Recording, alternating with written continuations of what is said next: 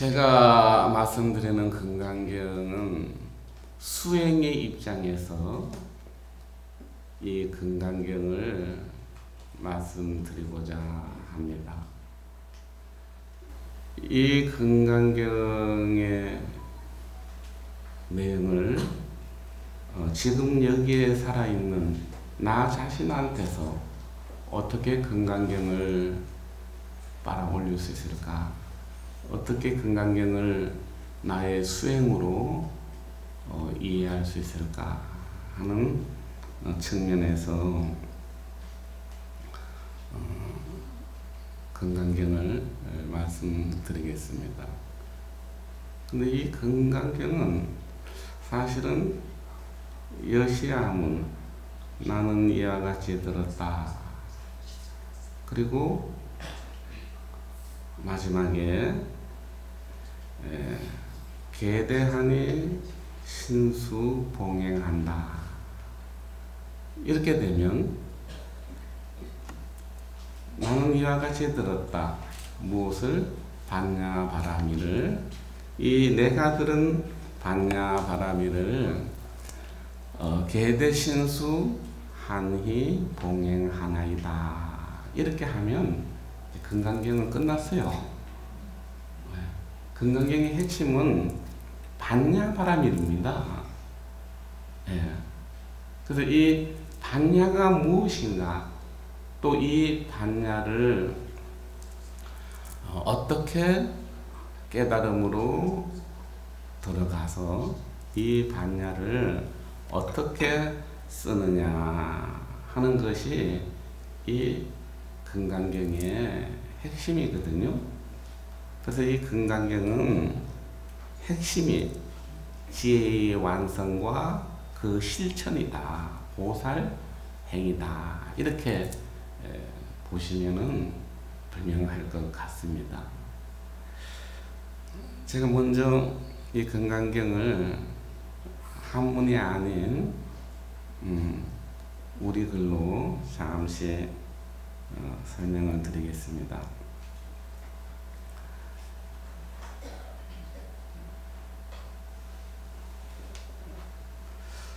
언젠가 나는 이렇게 들었다. 스승께서는 청정한 수행자들과 수라바스티에 머물고 계셨다. 아침에 일찍이 스승께서는 옷을 입고 가사를 걸치신 다음 탁발을 하기 위하여 고요히 큰 도시 슈라바스티로 들어가시었다.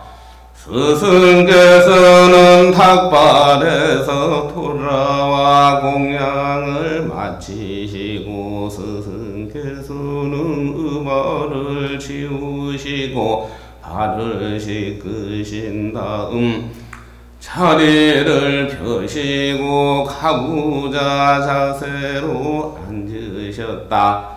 그때에 많은 비구들이 스승이 계신 곳으로 모여들었다. 그들은 스승의 발에 머리를 대고 공경의를 하고는 스승의 주변 오른쪽 3번 돈 다음 한쪽에 가서 앉으셨다. 여기 이제 법회 있는 분이거든요. 근데 이 법회 있는 분이 이 경전을 여는 모습에서 참으로 아름다운 모습이에요. 그 아름다움이라고 하는 의미는 뭔가 하면, 첫 번째 이 법회 있는 분에서 뭐를 말씀을 하시는가 하면, 부처님이 가지시는 생멸신을 드러내요. 이것은 태어나시고 늙고 병들고 죽는 모든 인간이 가지시는 우리의 보편적인 몸을 드러내셔요. 이게 일신을 드러내신다. 생멸신을 드러내시고, 이 대목에서 두 번째 드러내시는 것이 부처님께서 죽지 않는 불생불멸의 몸, 무생신을 드러내요. 부처님께서는 인간으로서 계신 몸이 있는가 하면 진리의 몸이 있어요. 이게 법성신이에요. 그리고 세 번째가 제일 중요한 이 생멸신과 무생신을 두 개가 둘이 아닌 제법 실상신을 드러내요. 네. 그래서 부처님께서 공양대가 돼서 조용히 슈라바스티로 탁발을 들어가셔가지고 탁발을 받으시고 돌아와서 가만히 정자를 딱 하셨다. 응? 이게 희귀한 일이고 희귀한 진리의 드러냄이에요. 모든 경전 속에서 이렇게 아름답게 부처님의 실상을 드러내는 장면이 없어요. 응? 이미 눈 밝은 분이면 부처님이 이 법회 인연분에서 부처님의 진리를 그냥 그대로 깨달아 버리는 거예요. 그때 부처님께서 공양을 떡 마치고 돌아오셨을 때에 수보리 존자께서 이제 이렇게 감탄을 해요. 야, 부처님 어쩌면 그렇게 진리를 잘 체득하셨고 진리에 머무시고 진리를 잘 선설하십니까? 부처님께서 한 말도 안 했는데 이 수보리 존자께서 찬탄을 올려요. 부처님 어떻게 그렇게 정법을 깨달으시고 정법에 머무시고 정법에서 중생들을 위해서 잘 선설해 오셨습니다 하면서 여기에 금강경의 핵심인 대승보살이 어떻게 어디로 가야 되는지에 대해서 어떤 발심을 하고 어떻게 머물고 어떻게 살아야 하는지에 대해서 이제 말씀을 하셔요. 불교는요, 딱 세 가지 질문을 하면 끝나는 것 같아요. 첫째는 인간 존재의 본질은 뭔가? 응? 인간은 어떻게 만들어졌는가? 인간은 무엇을 위해 살아야 되는가? 그래서 본질론과 존재론과 수행론 이 세 가지를 질문을 던지면 불교의 모습이 많이 드러납니다. 자, 거기에서 한번 성현기천분 잠깐 독송해 드리겠습니다. 그때 장로 수부제가 그 대중 속의 자리에서 우솥을 한쪽에 걸치시고 오른쪽 무릎을 땅에 대고 두 손을 모아 스승계 예경 공경으로 합장하고 이렇게 말씀드렸다. 스승이시여 놀라운 일입니다. 참으로 경탄할 일입니다. 선서이시여 부처님께서는 잘 법을 깨달으셨고 법에 머무셨고 법으로서 성스러운 가르침에 의해 그 얼마나 많은 보디사트바들이 열애에게 베풀어 주신 그 은총으로 법의 도움을 받았는지 모릅니다. 그런데 스승이시여 이 새로운 보디사트바들은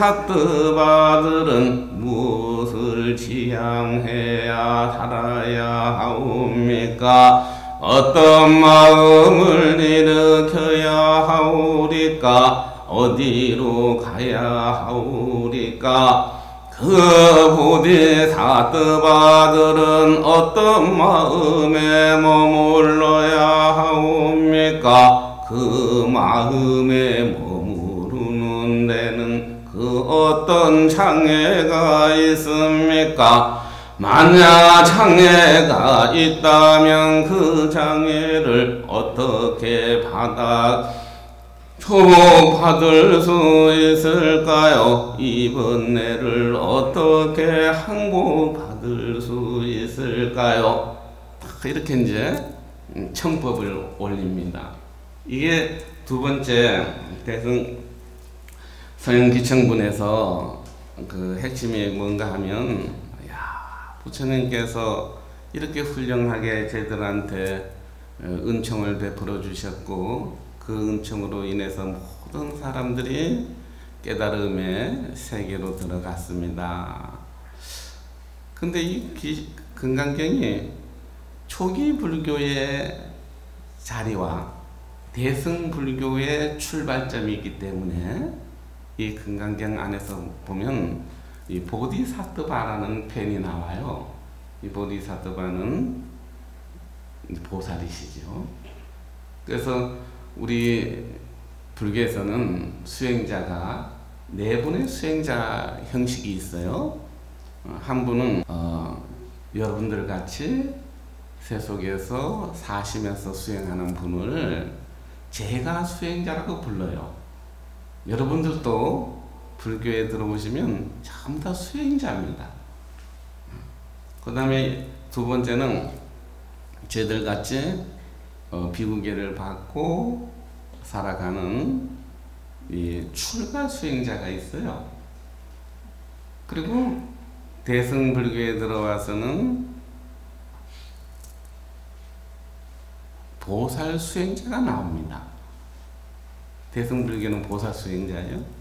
초기 불교 쪽에서 보면 비구, 비구니, 우바세, 우바이 이렇게 수행자가 나오는데 중국에 와가지고 오직 마음만을 닦는 선수행자가 나와요. 그 같은 불교 안에서 저분이 제가 수행자인지 출가 수행자인지 보살 수행자인지 선수행자인지 이것을 잘 구분을 하실 필요가 있어요. 근데 이 대승불교에서 수보리께서 질문하기를 부처님 미래에 새로 발심하는 젊은 초심의 대승보살은 어디를 향해서 마음을 일으켜야 하겠습니까? 이런 질문을 첫마디로 던지는 거죠. 그때 부처님께서 대답은 수부리야 모든 보살은 압력 따라 삼막 삼보리 진리의 세계로 방향을 잡아야 한다. 이렇게 말씀을 하셔요.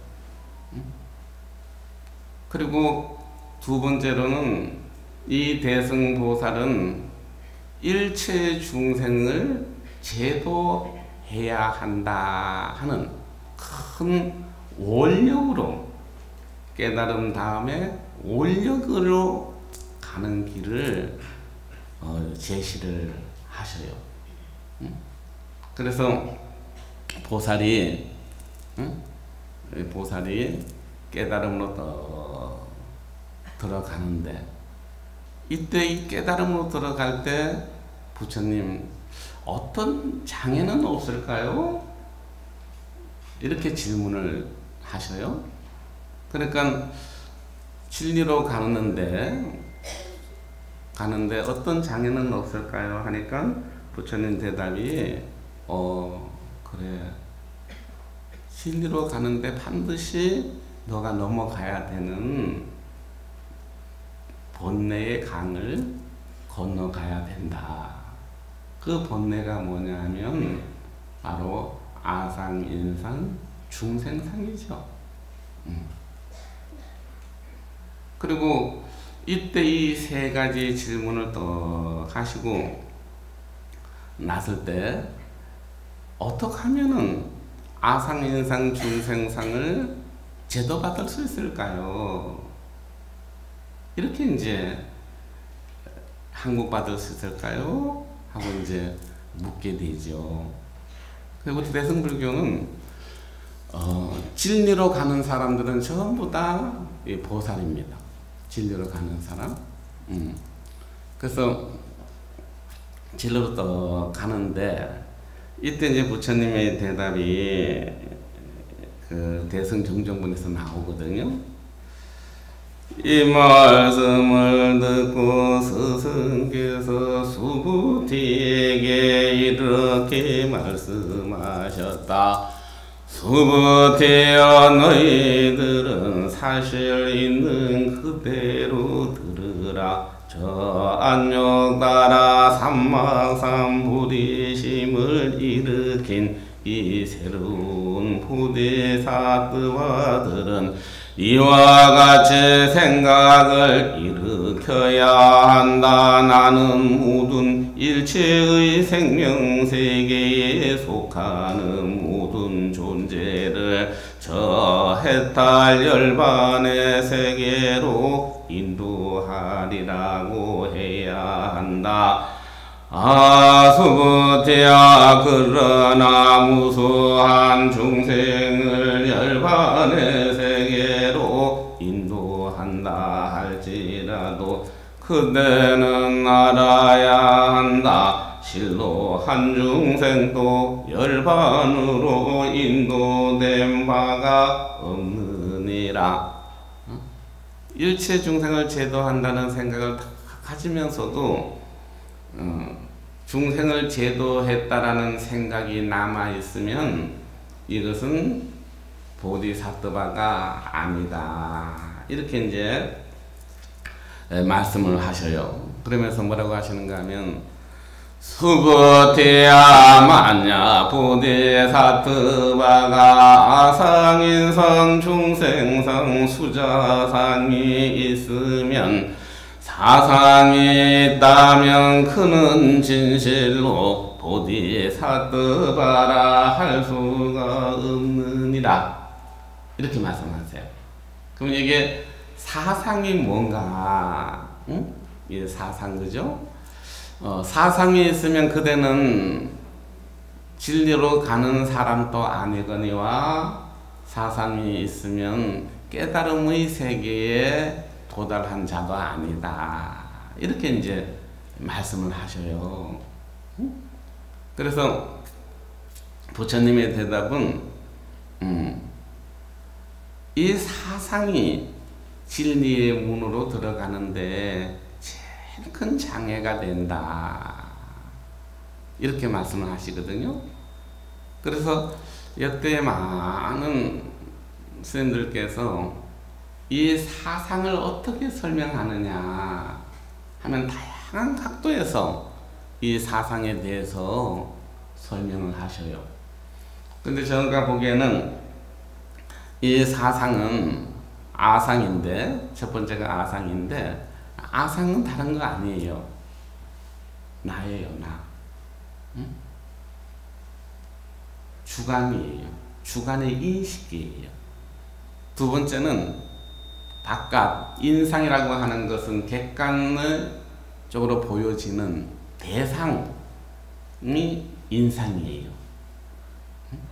주관과 객관. 그리고 수자상은, 중생상은 나와 너와 나 사이에서 일어나는 인연들이 전부 다 중생상이에요. 그리고 또 하나는 수자상인데, 수자상은 추상적인 것들, 관념적인 것들, 사실을 떠난 것들, 이것이 전부 다가 수자상에 해당이 돼요. 그래서 우리들의 마음이 만들어질 때에 이 사상으로 만들어지는데 이것이 전부 다가 고통이라는 거예요. 이 내가 미하면 자기 자신한테 미혹되고 경계에 미혹되고 나와 너의 관계가 미혹되고 그리고 추상적인 것에 사로잡히면은 미혹돼서 미혹이 뭐냐? 바로 이것이 사상이죠. 그럼 이 사상을 다른 말로 하면 무명이에요, 무명. 네. 이 무명에서 탐진치 삼독이 올라오고 이 탐진치 삼독이 사라지면 그냥 그대로 부처의 자리거든요. 그리고 또 이 아상인상 중생상이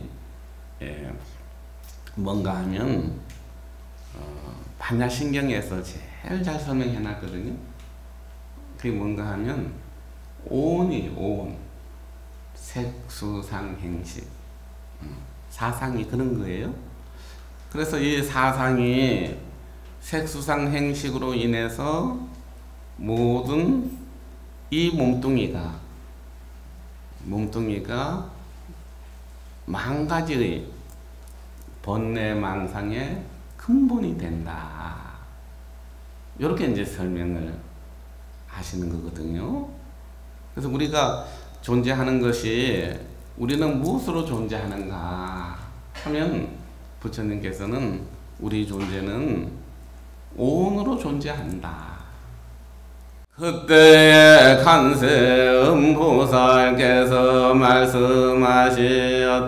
오사리부두라야, 그대들을 위하여 내가 깨달은 반야바라미를 설하리라. 오사리부두라야, 나는 전 부처님께서 가르쳐 주신 사량분별이 끊어진 해강산매에 들어서 반야바라미를 수행하였느니라. 내가 반야바라미를 성취하고 나서 이 세상을 바라보니 이 세상은 오직 인연법뿐이었느니라.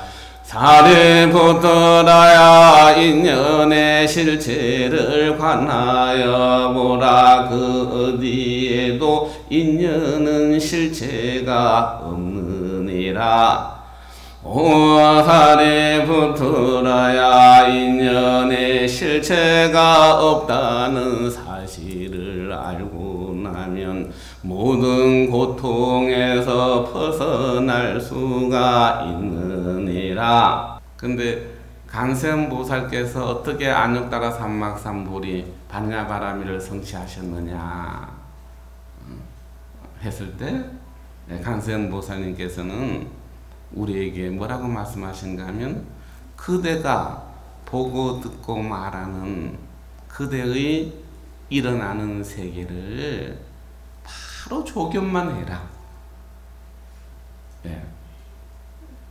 그래서 이 609 반야에서 핵심적인 가르침이 이 반야신경인데, 반야신경의 수행론이 뭔가 하면 바로 조견이에요. 조견. 예.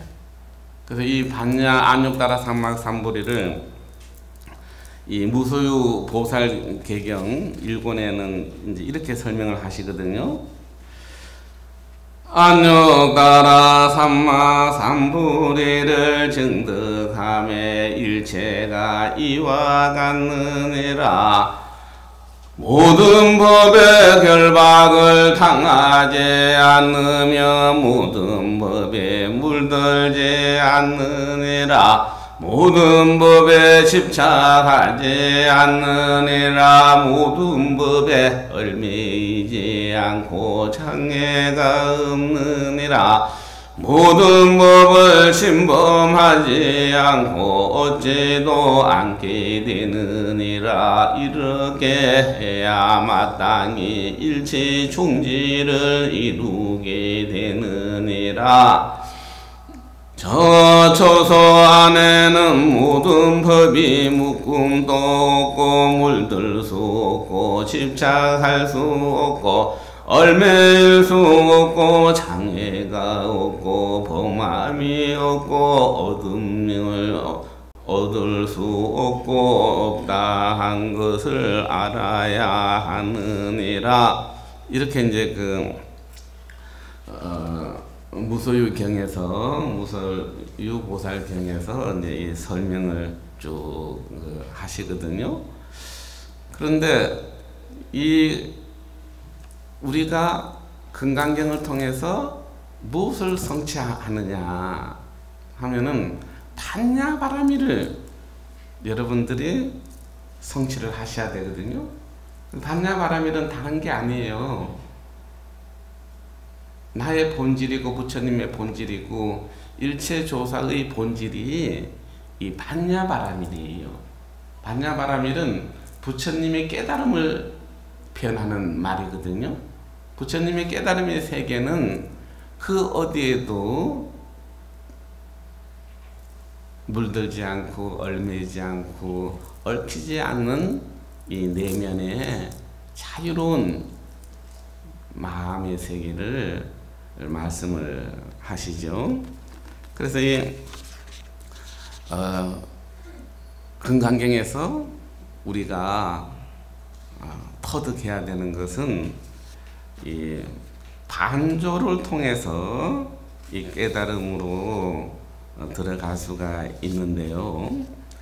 이 반조를 하려고 할 때 이제 먼저 이해를 해야 되는 것이 뭔가 하면 우리 존재는 지수화풍이라고 하는 물질을 토대로 해가지고 지수화풍이 색인데요.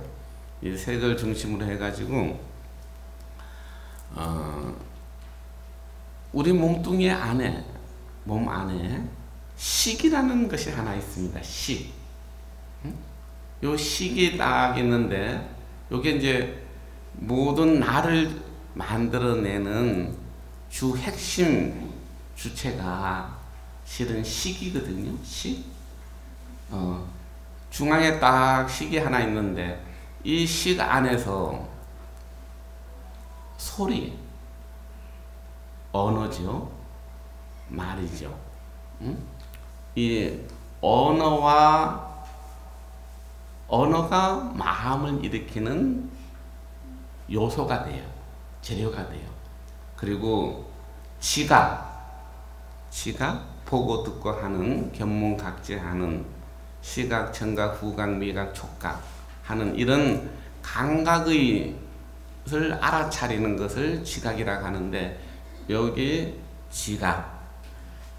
그 다음에 우리가 논리가 아닌 그냥 느낄 수 있는 감정이 있어요. 그리고 우리의 마음을 만드는 데는 생각이라고 하는 것이 있고, 그리고 우리들의 마음을 만드는 재료 중에 하나가 영상이 있습니다. 영상. 모양이 보이는 거죠. 그리고 여기에는 지나온 모든 시간들 속에서 만들어지는 업의 창고, 까르마가 있어요. 요런 요소들이 언어, 지각, 감정, 생각, 영상, 식, 얘들이 재료가 돼가지고 어떨 적에는 외로움에서 스며들기도 하고 어떨 적에는 기쁨이 스며들기도 하고. 제가 우리 방경 스님을 뵌 지가 한 44년 되는 것 같아요. 어제 와가지고는 보조성사가 탑이 있는 비로함에 가가지고 탑전에 가서 향을 사르고 그 앞에서 예를 올리고 또 앉아 있으니까 초승달이 훤히 떠올라와요. 응? 근데 옛날에 봤던 송강사가 지금 내가 보는 송강사하고 뭐가 달라졌나? 네? 건물이 많아지고 저거는 했을지 몰라도 이 허공 속에 보조도 계셨을 거고 진간수도 계셨을 거고 제가 근래 참 존경하는 보정 큰 스님, 남명 보정 큰 스님의 부도가 새로 이번에 주지스님, 방장스님 원력으로 거기에 모셔진 게 있더라고요. 근데 근대사에서 이 보정 스님을 빼게 되면 한국 불교의 흐름을 찾을 수가 없게 되거든요. 가끔 중요한 분이거든요. 근데 어제 또 가니까 스님 비문이 비석을 부도죠. 부도를 모셔놨더라고요. 그래서 제가 어제 얼마나 한이가 났는지 오늘 아침에 또 가서 예경을 드리고 그랬습니다. 그래서 허공은 슬픈 걸까요? 기쁜 걸까요? 작은 걸까요? 큰 걸까요? 한번 생각해 보세요. 그런데 허공은 어제도 보조가 계셨고 오늘도 계셨고 내일 또 보조 성사께서 이 자리에 계시는 겁니다.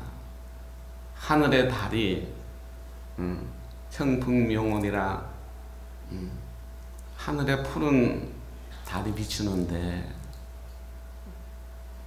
어느 집인들 청풍명월이 없겠는가? 다만 스스로 자기 자신이 이 청풍명월을 보지 못할 뿐이거든요.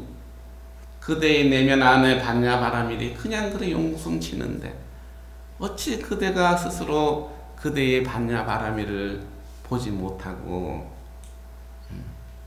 스스로 헤매고 있는가. 그래서 이 반야바라밀을 알기 위해서는 저걸 해야 돼요. 금강경에서는 수지 독성 위타 인설이거든요. 네. 근데 반야신경에서는 조견이거든요. 근데 제가 보건대 반야바라밀을 체득하는 방법 중에 저는 반조수행을 권하고 싶어요. 반조수행이라고 하는 것은 뭔가 하면 해강반조라 그래서 마음이 일어나는 그 자리, 한 생각이 일어나는 그 자리를 바로 거울을 앞에 얼굴을 보듯 일어나면 이 생각이 어디서 올라왔지? 들으면 듣는 게 누구지? 말하는 게 누구지? 이것을 놓치지 마셔야 돼요.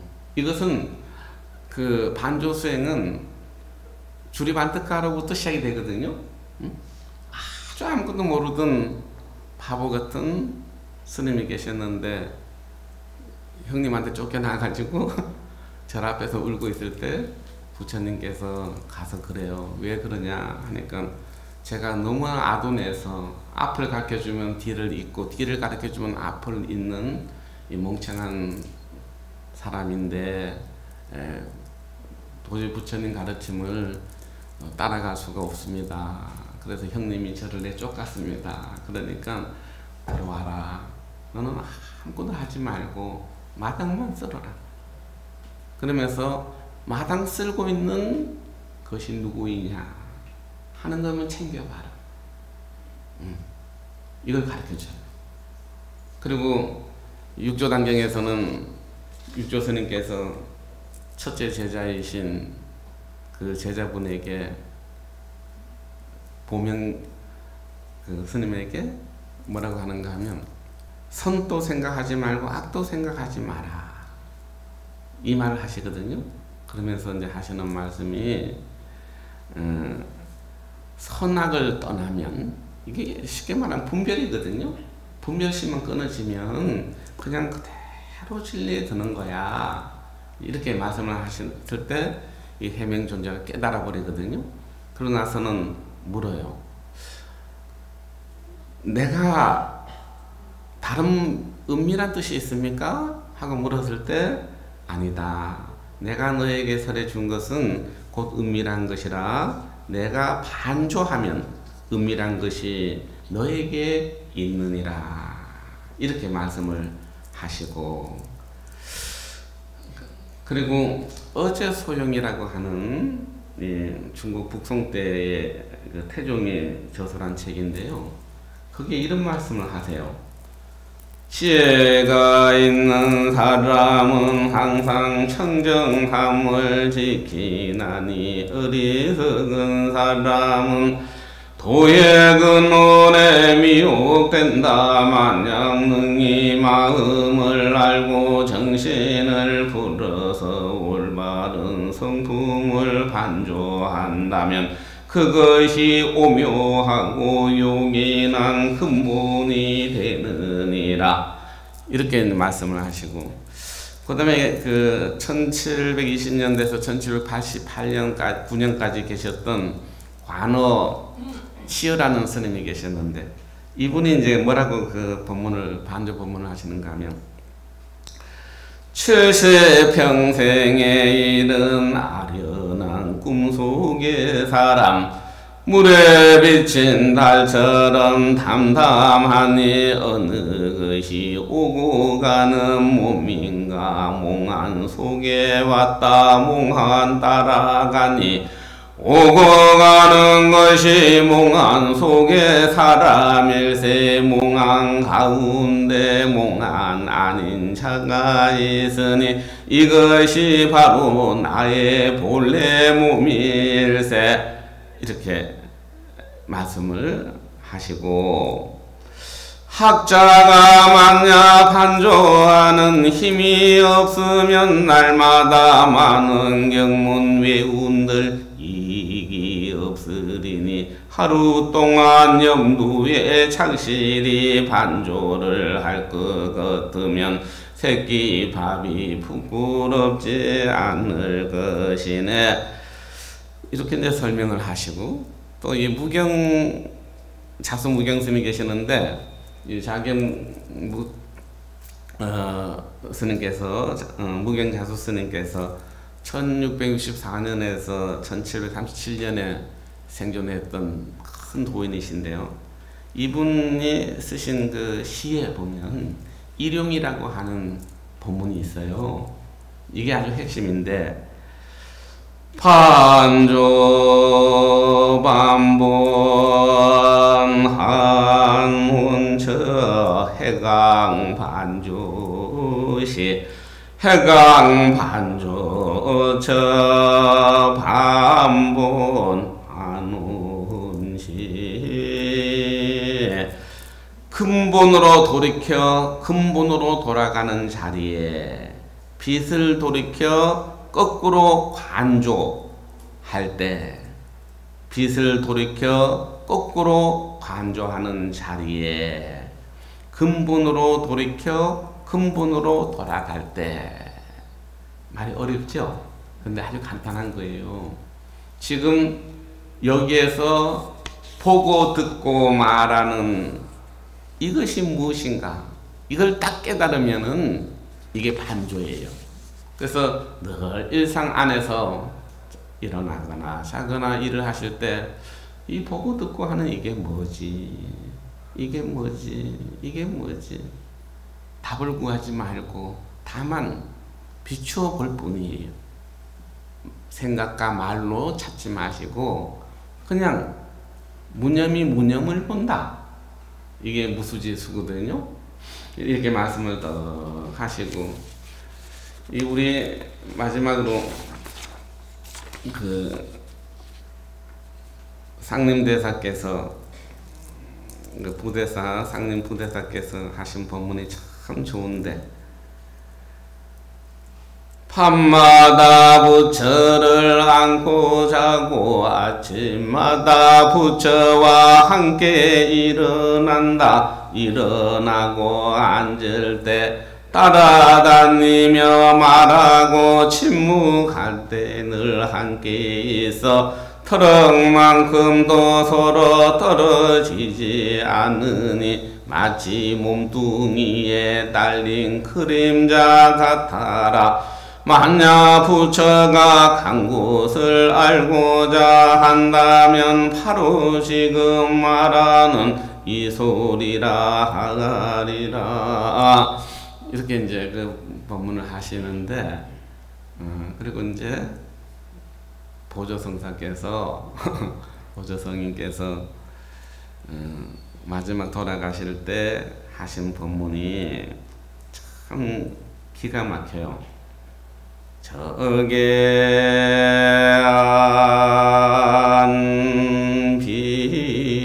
비구설 불시조한 비구설 천정만번 종지절이,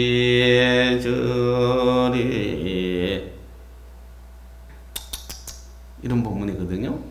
뭐라고 하시는가 하면 이 눈, 코, 입, 혀는 조사의 눈, 코, 입, 혀가 아니지만 만가지가 모두 이 안에 있도다. 그러나 또한 허물이다. 쩌쩌쩌 그러시거든요. 오늘 우리 금강경